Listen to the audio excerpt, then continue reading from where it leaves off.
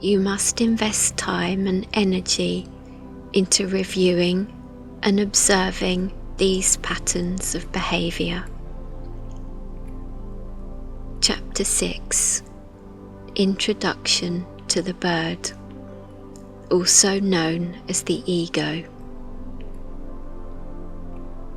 For you to understand yourself, you must begin to understand your behaviours.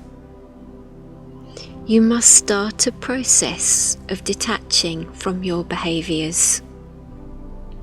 You must invest time reviewing and observing these patterns, as this is where you can begin to understand yourself. Detaching from behavioural patterns can feel slightly awkward to start with. It can feel like you're separating from yourself. Therefore, the part of you that has invested in this way of being for so long will begin to resist. I must make it clear to you here and now that the part of you resisting is not your true self. The part of you which is putting up a fight and stamping its feet is the part of you that we will be working with throughout this book. It is the part of you that we need to work with for the necessary changes to take place. I will provide you some background information about this part of you, as I would like you to begin a relationship with it differently. I would like you to become more aware of its internal dialogue, as it is the one that pulls the strings most of the time for many. Not all, but for many. I want you to imagine that the bird sits on your shoulder, very close to your ear and mind, and it can speak to you in a way that no other energy can. It can sing sweet songs of self-indulgence and rivalry, and it can sing tuneful songs of promise and compromise. But what you need to understand about the bird is that it only ever has its interests at heart. It has been created with one single motivation, one single goal: to offer you the fear that you are not loved. It will do everything possible to make you believe you are unloved. It may lure you into a false sense of security that it is your friend and your companion, and knows the way and is the leader of all of your experiences.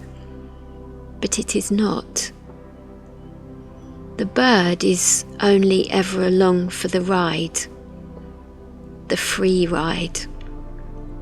It wants what's best for itself, to influence your every action, your every choice, your every step in this life journey.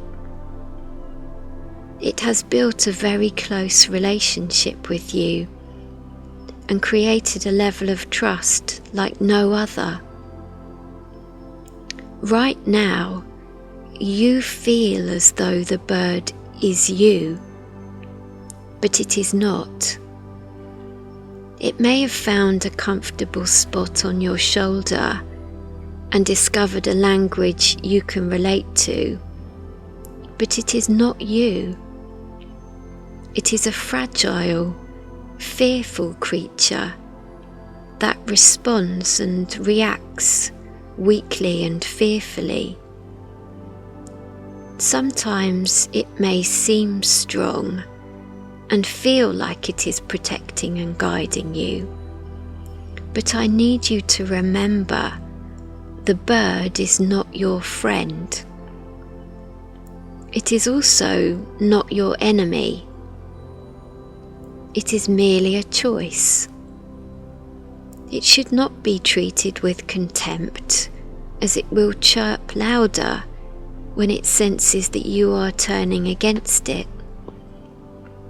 It must be treated with care, consideration, and most of all, love.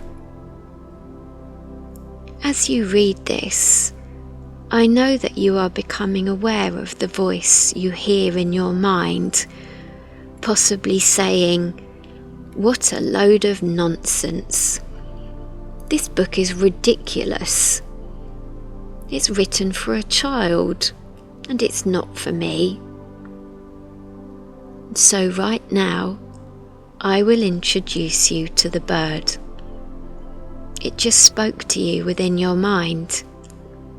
It just offered you its truth that this book is not for you.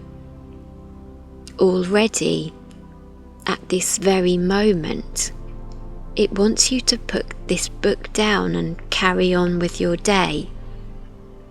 It wants you to go back to the idea that everything should stay the same, and that there is absolutely no point in reading this material, as nothing will ever change for you, and you may as well accept that fact, that all is well in your world, exactly as it is. Am I right? Of course I am.